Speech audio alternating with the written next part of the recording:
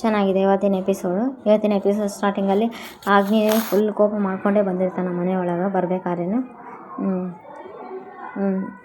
ಈ ಕಡೆಯಿಂದ ಸಾಕ್ಷಿದು phone ring ಆದಾಗ ಈ ಕಡೆ ಇವ್ರೇನು ಹೇಳ್ತಾರಲ್ಲ ಅವರು ಹಲೋ ಅಂತೆಲ್ಲ ಕೇಳಿದಾಗ ಸಾರ್ ಅವ್ರು ಫೋನ್ ಮಾಡಿರ್ತಾರೆ. ಹಲೋ ಸಾಕ್ಷಿ, ಹಾಂ ಸರ್ ಅಂತೆಲ್ಲ ಹೇಳಿದೆ. ಹುಷಾರಾಗಿದೆಯಾ ತಾನೇ, ಎದಕ್ಕಮ್ಮ ಅವಾಗ ಫೋನ್ ಮಾಡಿದೆ, ಫೋನ್ ತೆಗ್ದಿಲ್ಲಲ್ಲ ಅಂತೆಲ್ಲ ಹೇಳ್ದೆ. ಇಲ್ಲ ಸರ್, ಏನು ತೊಂದರೆ ಆಗಿಲ್ಲ ಅಂತೆಲ್ಲ ಹೇಳ್ತಾ, ನಾನು ಅವಾಗಿದ್ದ ಕಾಲ್ ಮಾಡ್ತಾಯಿದ್ದೀನಿ, ನೀನು ರಿಸೀವೇ ಮಾಡ್ತಾ ಇಲ್ಲಲ್ಲ ಕಣಮ್ಮ ಅಂತ, ಸೈಟ್ ವಿಸಿಟ್ ಮಾಡಿದೆ ಅಂದರೆ, ಸರ್ ಅದು ಅಲ್ಲಿಗೆ ಬಂದು ಮಾತಾಡ್ತೀನಿ ಅಂತೆಲ್ಲ ಹೇಳು. ಸೈಟ್ ವಿಸಿಟ್ ಮಾಡಿದ್ದೀನಿ, ಏನು ತೊಂದರೆ ಆಗಿಲ್ಲ, ಅಲ್ಲೇ ಬಂದು ಹೇಳ್ತೀನಿ ಸರ್ ಅಂತೆಲ್ಲ ಹೇಳಿ ಫ್ಲ್ಯಾಶ್ ಬ್ಯಾಕ್ ಎಲ್ಲ ನೆನೆಸ್ಕೊತಾ ಆಕೆಗೆ ಹೊಡೆದಿರೋದು ಅದೆಲ್ಲ. ರಾಜು ಅವರು ಹೋಗೋದು ಬೇಡ ಅಂದಾಗಲ್ಲ, ಇಲ್ಲ ನಾನು ಹೋಗ್ತೀನಿ, ನೋಡಿ ನಿಮ್ಗೆ ಫಿಸಿಕಲಿ ಅಲ್ಲ ಮೆಂಟಲಿ ರೆಸ್ಟ್ ಬೇಕಾಗಿದೆ ಅಂತೆಲ್ಲ ಹೇಳಿದೆ. ಇಲ್ಲ ಅದೆಲ್ಲ ಏನಿಲ್ಲ, ನಾನು ಹೋಗಬೇಕು, ನನಗೆ ಸ್ವಲ್ಪ ಕೆಲಸ ಇದೆ ಅಂತೆಲ್ಲ ಹೇಳಿದೆ. ಸರಿ ನಾನೇ ಡ್ರಾಪ್ ಮಾಡ್ತೀನಿ ಅಂದರೆ ಕೇಳೋದಿಲ್ಲ. ಆ ಕಡೆ ಅಗ್ನಿ ಮಾತ್ರ ತುಂಬ ಕೋಪ ಮಾಡ್ಕೊಂಡು ಮನೆಯೊಳಗೆ ಬರ್ತಾಯಿದ್ದ. ಬಾಸಾಗಿ ಎಷ್ಟು ಟೆನ್ಷನಿಂದ ಬರ್ತಾನಂತ ಗೋಪಿ ಅಡುಗೆ ಭಟ್ಟ ಬಂದು ಮಾತಾಡಿಸ್ತಾ ಪ್ರಯತ್ನ ಪಡ್ತಾನೆ. ಹಲೋ ಬಾಸ್ ಅಂತೆಲ್ಲ ಹೇಳಿ ನಿಂದಿರ್ತಾನೆ. ಜರ ನಿಂತ್ಕೊಳ್ರಿ, ಯಾಕೆ ಇಷ್ಟು ಟೆನ್ಷನ್ನಲ್ಲಿ ಬಂದಿದ್ದೀರಿ, ಎದಕ್ಕೆ ಸಿನಿಮಾನಲ್ಲಿ ಹೀರೋ ವಿಲನ್ ಆಟಾಡಿಸಿ ಬಾಗಿಲು ಹೊಡೆದಂಗೆ ಯಾಕೆ ಅಷ್ಟು ಹ್ಯಾಂಗಿಯಾಗಿ ಬರ್ತಾಯಿದ್ದೀರಿ ಅಂತೆಲ್ಲ ಕೇಳಿ ಏನು ಸಮಾಚಾರ ಅಂತ ಗೋಪಿ ಅಂತ ಕೈ ಎತ್ತಿದಾಗ ಅವ್ರು ಚಿಕ್ಕಪ್ಪನ ಅಲ್ಲೇ ಇರ್ತಾರೆ, ಏನು ಮಾತಾಡೋಲ್ಲ, ಅವ್ರನ್ನೂ ಸುಮ್ಮನೆ ಇರುತ್ತೆ. ನೀವು ಬಂದಿರೋದು ನೋಡಿ ಯಾಕೋ ನನಗೆ ಏನೋ ವ್ಯತ್ಯಾಸ ಆಗಿದೆ ಅಂತ ಅನ್ನಿಸ್ತಿದೆ ಅಂತ ಗೋಪಿ ಸುಮ್ಮನೆ ಇರೋ ಅಂತೆಲ್ಲ ಹೇಳಿ, ಅದೇ ಟೈಮಿಗೆ ಅದಿತಿ ಬಂದು, ಅಣ್ಣ ಯಾಕೆ ಇಷ್ಟು ಅರ್ಜೆಂಟಲ್ಲಿ ಬಂತು, ಏನು ಪ್ರಾಬ್ಲಮ್, ಸಾಕ್ಷಿ ಎಲ್ಲಿದ ಅಂತೆಲ್ಲ ಕೇಳಿದ. ಪುಟ್ಟಿ ನಾನು ಬಂದು ಎಲ್ಲ ಡೀಟೇಲ್ ಎಕ್ಸ್ಪ್ಲೇನ್ ಮಾಡ್ತಾಯಿದ್ದೀನಿ ಅಂತ. ಇವಾಗ ಯಾರಿಗೆ ಅವಮಾನ ಮಾಡೋಕ್ಕೆ ಹೋಗ್ತಾಯಿದ್ದೆ ಅಂತ ಆರ್ಯ ಸೋಫಾ ಮೇಲೆ ಕುಂತು ಕಾಲ ಮೇಲೆ ಕಾಲು ಹಾಕೊಂಡು ಹೇಳ್ದೆ. ಸುಮ್ಮನೆ ಇದ್ದರೆ ಸರಿ ಅಂತೆಲ್ಲ ಆರ್ಯ, ಇಲ್ಲಾಂದರೆ ಪರಿಣಾಮ ನೆಟ್ಟಿಗಿರಲ್ಲ ಅಂತ ಆರ್ಯನ ಜೊತೆನೂ ಜಗಳಕ್ಕೆ ಹೋಗ್ತಾನೆ.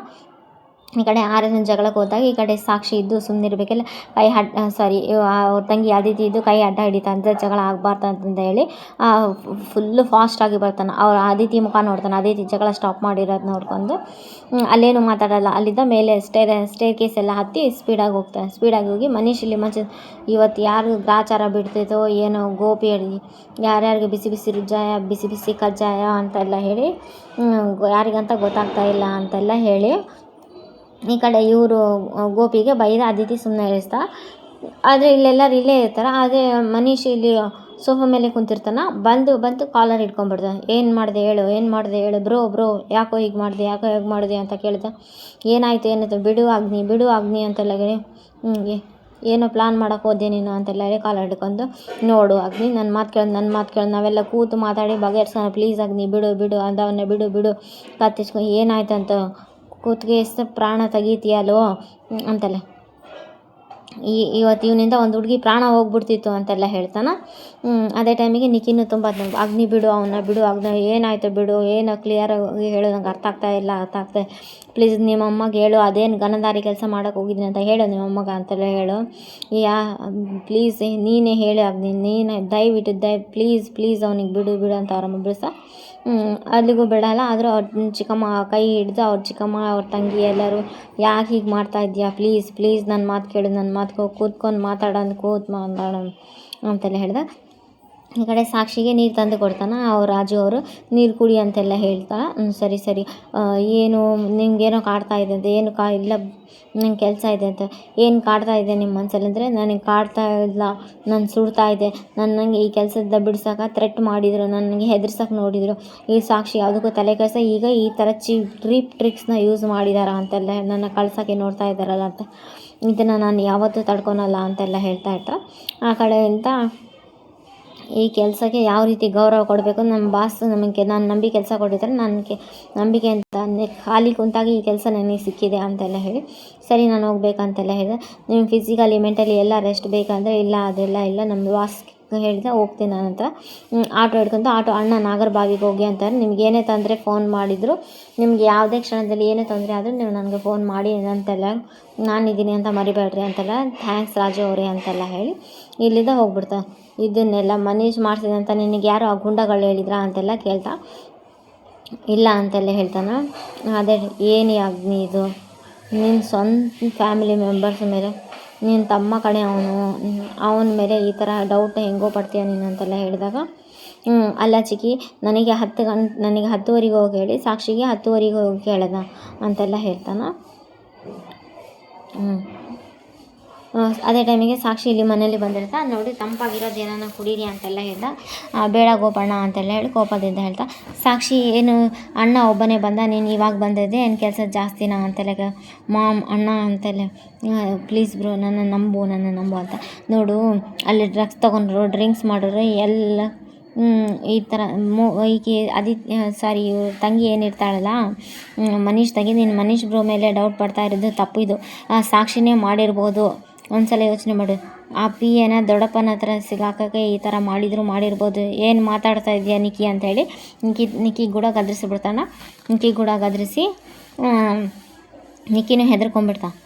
ಆದಿತ್ಯ ಆ ಏರಿಯಾದಲ್ಲಿ ರೌಡಿಗಳ ಕಾಟ ತುಂಬ ಜಾಸ್ತಿ ಇದೆ, ಬೇಕಾದರೆ ನೀನೇ ಹೋಗಿ ಚೆಕ್ ಮಾಡು, ಡ್ರಗ್ಸ್ ತೊಗೊಳೋರೆಲ್ಲ ಜಾಸ್ತಿ ಜನ ಇರ್ತಾರ ಅಂತೆಲ್ಲ ಹೇಳ್ತಾ ಈ ಕಡೆಯಿಂದ ಸಾಕ್ಷಿ ಒಳಗಡೆ ಬಾ ಅಂತೆಲ್ಲ ಹೇಳಿ ಕರ್ಕೊಂಬರ್ತಾಳೆ.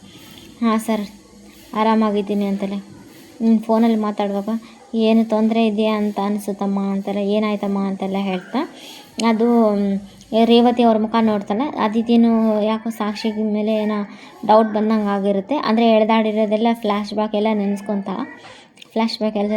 ಸರಿ ಅದೇನೋ ನೀನು ಹೇಳಿದೆಯಲ್ಲ ಅಲ್ಲಿ ಬಂದವ್ರು ಯಾರು, ಸಾಕ್ಷಿ ಮೇಲೆ ಅಟ್ಯಾಕ್ ಮಾಡಿದವ್ರು ಯಾರು ಗೊತ್ತಾಗಬೇಕು ನನಗೆ, ಇಲ್ಲಾಂದರೆ ನಾನು ಇನ್ನೊಂದು ಮುಖ ನೋಡಬೇಕಾಗುತ್ತೆ. ನೀನೇ ಹೇಳಿದೆಲ್ಲ ಅದೇನೋ 24 ಗಂಟೆ ಟೈಮ್ ಕೊಡು, ಏನು ಮಾಡ್ತೀನಿ, ಹಂಗೆ ಮಾಡ್ತೀನಿ, ಹಿಂಗೆ ಮಾಡ್ತೀನಿ, ಓಡಿಸ್ತೀನಿ ಅಂತೆಲ್ಲ ಹೇಳಿದ್ದೆಲ್ಲ ಇದನ್ನು ನೀನೇ ಮಾಡಬೇಕಂತ ಹೇಳಿ ಇಲ್ಲಿದ್ದ ಅಗ್ನಿ ಹೊರಗಡೆ ಬರ್ತಾನೆ. ಏನಾಯ್ತಮ್ಮ ಅಂತೆಲ್ಲ ಕೇಳಿದಾಗ ಅದು ಸರ್ ಸಾಕ್ಷಿ ಸಾರಿಗೆ ಇದೇ ಟೈಮಿಗೆ ಈ ಜಗಳ ಗೊತ್ತಾಗಬಾರ್ದು ಅರವಿಂದ್ಗೆ ಅಂತೇಳಿ ಸಾಕ್ಷಿ ಅರವಿಂದ್ ಸರ್ಗೆ ಇಂಪಾರ್ಟೆಂಟ್ ಮೀಟಿಂಗ್ ಇದೆ, ಯಾವುದೋ ಟೆಕ್ ಪಾರ್ಕ್ ಅವರು ಕರೆದಿದ್ದಾರೆ, ಆ ಮೀಟಿಂಗ್ ಇವತ್ತೇ ಇದೆ, ನಂಗೆ ಗೊತ್ತಿಲ್ಲ. ಆ ಸಾಕ್ಷಿ ಇದು ಅರ್ಜೆಂಟ್ ನಂಗೊಂದು ಕಾಲ್ ಇದೆ, ಮಾತಾಡಿ ಬರ್ತೀನಿ ಅಂತೆಲ್ಲ ಹೇಳು. ಇದು ಯಾರಿಗೂ ಗೊತ್ತಾಗಬಾರ್ದು ಅಂತ ಸಾರ್ಟ್ ಔಟ್ ಮಾಡಿಬಿಡ್ತಾಳೆ. ಇಲ್ಲಿ ಮಸಾಜ್ ಮಾಡ್ತಾ ಇರ್ತಾನೆ ಅವ್ರ ಅಗ್ನಿಗೆ. ಅವರು ಅಡುಗೆ ಭಟ್ಟ ಮಸಾಜ್ ಮಾಡ್ತಾ ಇರ್ಬೇಕಾದ್ರೆ ನಾನು ಕ್ವಶನ್ ಕೇಳಿದ್ರೆ ನೀನು ಹೇಳಬೇಕು. ನಿನ್ನ ಕ್ವಶನ್ ಕೇಳೋದು ಬೇಡ, ನಾನು ಹೇಳೋದು ಬೇಡ, ನಿನ್ನ ಕ್ವಶನ್ ಕೇಳಿ ನಿನ್ನ ಜ್ಯೋತಿಷ ಕೇಳೋದಕ್ಕಿಂತ ಈ ನೋವು ಅನುಭವಿಸೋದೇ ನನಗೆ ಹಿತ ಅನ್ಸಕತ್ತೈತಿ ಅಂತೆ. ಹಂಗಲ್ಲ ಬಾಸ್, ಹಿಂಗಲ್ಲ ಬಾಸ್, ಹಂಗೆ ಬಾಸ್, ಹಿಂಗೆ ಬಾಸ್ ಅಂತೇಳಿ ಆಯಿಲ್ ಹಚ್ಚಿ ಮಸಾಜ್ ಮಾಡಿ ಏನು ಕೇಳು ಮಸಾಜ್ ಮಾತ್ರ ಮಾಡ್ತೀನಿ ಆಯಿತು ಅಂತೆಲ್ಲ ಹೇಳಿ ಇರಿಟೇಟ್ ಮಾತಾಡಲಾರ್ದ ಮಸಾಜ್ ಮಾಡು ಅಷ್ಟದು, ಮಸಾಜ್ ಮಾಡೋಷ್ಟು ಅದು ಹೆಂಗ ಅಂತೆಲ್ಲ ಹೇಳಿ ಇಡ್ಲಿ ಇಲ್ಲದ ಚಟ್ನಿ, ಸಾಂಬಾರು ಇಲ್ಲದ ವಡೆ, ಹಂಗೆ ತಮಾಷೆ ಮಾಡ್ತಾನೆ ಇರ್ತಾನೆ. ಸುಮ್ಮನೆ ಇರು, ಏನು ಅದೆಲ್ಲ ಬೇಡ, ಸುಮ್ಮನೆ ಇರು ಅಂತೆಲ್ಲ ಹೇಳಿದ. ಮಸಾಜ್ ಮಾಡ್ತೀನಿ ಅಂತೇಳಿ ಇಲ್ಲಿಂದ ಎದ್ದೋಗ್ಬಿಡ್ತಾನೆ. ಆ ಕಡೆಯಿಂದ ಸಾಕ್ಷಿ ಎದಕ್ಕೆ ಕೂದಲೆಲ್ಲ ಈ ಥರ ಆಗಿದೆ ಬಾ ಅಂತೆಲ್ಲ ಹೇಳಿ ಕರ್ಕೊಂಡು ಹೋಗ್ತಾರೆ. ಯಾಕೆ ಒಂಥರ ಇದೆಯಾ ಅಂತೆಲ್ಲ ಹೇಳಿ ಬರೀ ಬಾ ಫ್ರೆಶ್ ಅಪ್ ಆಗು, ಹೋಗಮ್ಮ ಸಾಕ್ಷಿ ಕರ್ಕೊಂಡು ಹೋಗು ಅವ್ರ ಮಗಳಿಗೆ ಅದಿತಿ ಸಾಕ್ಷಿನ ಕರ್ಕೊಂಡು ಸಾಕ್ಷಿ ಅದಿತಿ ಜೊತೆ ಹೋಗಮ್ಮ ಅಂತೆಲ್ಲ ನನಗೊಂದು ಕಾಲ್ ಇದೆ ಅಂತ. ಸರಿ ಸಾರ್ ಅಂತೆಲ್ಲ ಹೇಳಿ ಅದೇ ಟೈಮಿಗೆ ಅದಿತಿಗೆ ಅವ್ರ ಬಾಯ್ ಫ್ರೆಂಡ್ ಫೋನ್ ಮಾಡಿರ್ತಾರೆ, ಮಾತಾಡ್ತಾರೆ. ಮನೇಲಿ ಗೊತ್ತಾದರೆ ಅಣ್ಣಗೆ ಗೊತ್ತು, ಅಣ್ಣನೇ ಹೇಳಿದ್ದಕ್ಕೆ ಹ್ಞೂ ಅಂದಿನ ಅಂತ. ನೀವು ಯಾರ ಹತ್ರ ರಾಜು ಅಂತ ಹೇಳು, ಫ್ರೆಂಡ್ ಅಷ್ಟೇ, ನಿಮ್ಮ ಬರೀ ಫ್ರೆಂಡ್ ಅಷ್ಟೇ, ನಿಮ್ಮ ಬಾಯ್ ಫ್ರೆಂಡ್ ಇದ್ದಾನ?